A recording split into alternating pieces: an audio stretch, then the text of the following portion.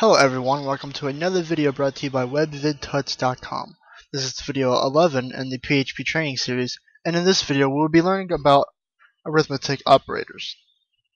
Now, we've already been using arithmetic operators such as addition, subtraction, multiplication, and division. Well, I'm just going to introduce a few more, but I'm going to also recap the ones that you already learned already. So let's just go ahead, and you really don't have to follow along, but I'm just going to show you in this video all of the arithmetic operators.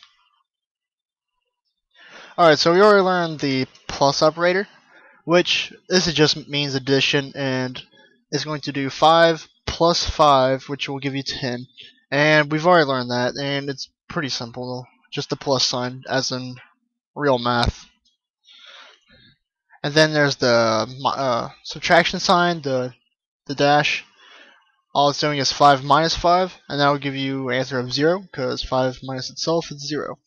And then we also learned about the multiplication sign, which is the asterisk. And what it's doing is 5 times 5, which will give you 25. All you need to know is that the asterisk is the multiplication sign in PHP. And then we also learned about the division sign, which this will do 5 divided by 5, which it'll give you 1. So the / is the division operator. And now there is one that we haven't learned yet. It's called the modulus, and it is the percent sign. Now let me go ahead and give you a little demonstration of what it is.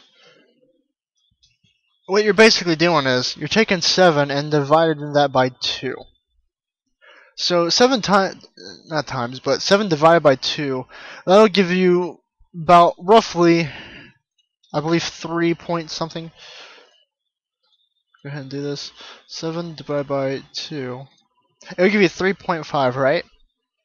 Well, what we're doing in modulus is that it'll put 2 into 7 however many times it can hold it wholly.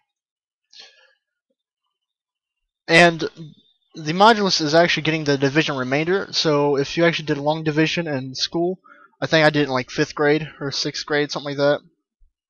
But you'll always get a remainder on that top when you're doing the long division, and that remainder is what the modulus is trying to find. So 2 fits into 7 about roughly 3 times. That's why we get 3 right here. And then there's that 0.5. That 0.5 is a remainder, and now it's a whole remainder in this case, because 2 goes into 7 3 times, right? That'll give you 6. So it'll have a remainder of 1. And so it will echo out a remainder of 1, because 7 modulus 2 is doing 7 divided by 2, and then it's giving that remainder of 1. And then the 2 has to go into whole numbers into 7. So it'll give you a 6, and then the remainder of 1. And that's basically how you do modulus. If you want more practice with it, which I definitely highly recommend, I would do like some more equations just so you get used to it. Although I really haven't used any modulus operators in much of my coding at all, but you'll see it probably eventually if you do some math, like math applications with PHP or some math web pages. But you really don't have to exactly need to know about it, but it's really good to know. And then there's also the increment operator, which all the increment does is adding 1 to 5. So it's just like adding +1.